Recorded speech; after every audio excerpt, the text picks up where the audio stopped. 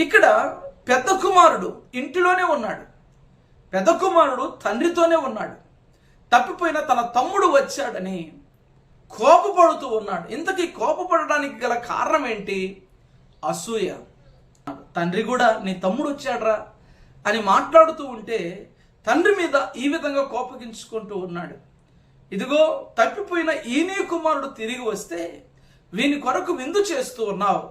ఇదిగో నీతో ఎన్నేళ్లుగా ఉంటున్నానే, ఇన్ని సంవత్సరాలుగా నేను చాకరీ చేస్తున్నానే, నన్ను ఏనాడైనా గుర్తించావా, గమనించావా?